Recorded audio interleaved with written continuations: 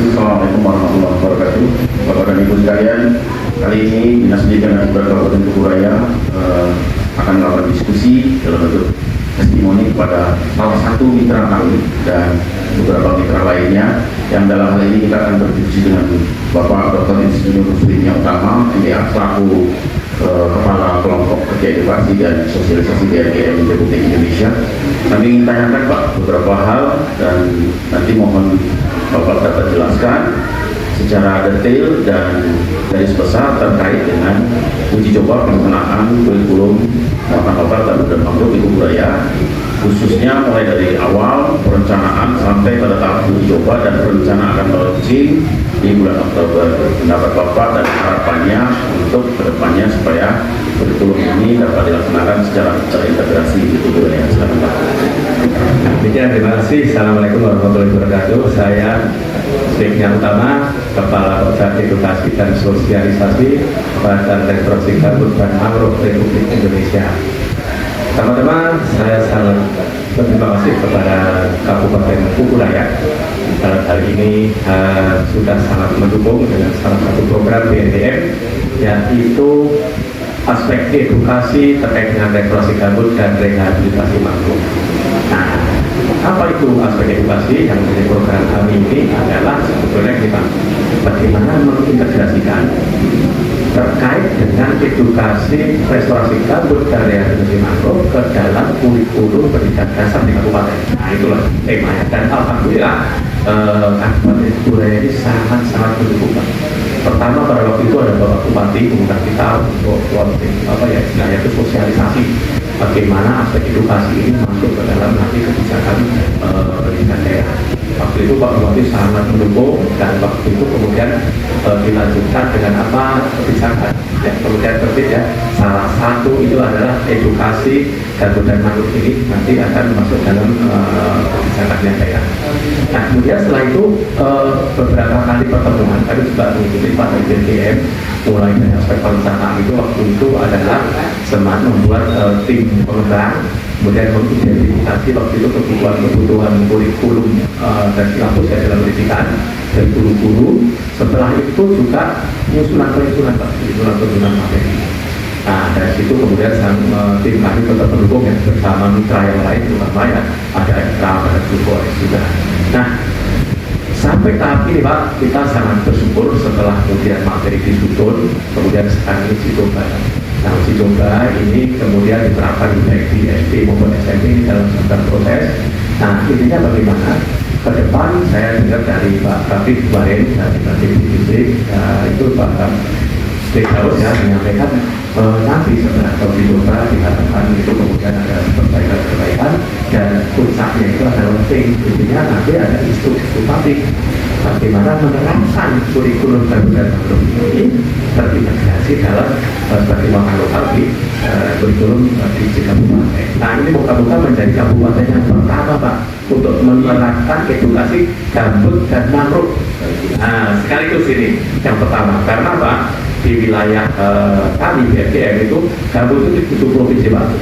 Riau, Jambi, Sumsel, Kalbar itu salah satu provinsi di dalam wilayah prioritas rehabilitasi gambut. Yang berikutnya rehabilitasi mangrove itu 9 provinsi termasuk Kalbar juga. Nah, oleh karena itu dari kabupaten yang ada memang salah satu program kami era BRGM ini bagaimana ini bisa kita integrasikan ke dalam kurikulum di pendidikan dasar. Kami akan mendorong beberapa kabupaten yang respon yang bagus. Nah, kemudian kenapa itu perlu Pak? Karena apa? Karena BRGM ini hanya sampai 2024 Pak, berdasarkan Perpres nomor 120 tahun 2020 itu tugas kami itu sampai 2024. Kami masih pemerintah menggunakan BPN, tapi itu tugas khusus saja. Nah, sedangkan agenda untuk melindungi gambut dan mangrove ya lingkungan kita itu tidak bisa berhenti karena berhenti, tetapi harus diteruskan. Nah, karena itu salah satunya adalah Pemda, karena Pemda ini adalah instansi yang memang akan berada di situ, kemudian aspek edukasinya akan bisa diteruskan. Nah, oleh karena itu kita harus menggandeng salah satunya Pemda. Kenapa itu penting Pak? Karena kerusakan ekosistem gambut Pak, kerusakan gambut, satu Pak pertama. Kerusakan gambut itu Pak dari tahun 2015 waktu BRTM mau dibentuk oleh Bapak Presiden itu kan terjadi bangunan itu sampai berbulan-bulan itu tidak mati, artinya itu karena kebakaran di gambut.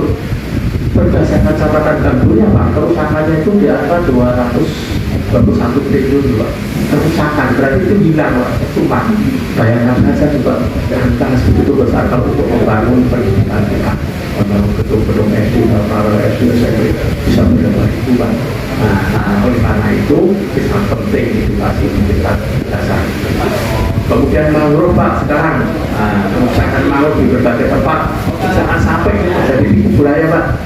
Salah satu tempat Jawa itu ada tempat itu kerusakan karena abrasi Pak, ada salah satu desa itu sampai kehilangan berapa 1.500-an meter Pak, itu hilang Pak kisahnya karena abrasi itu.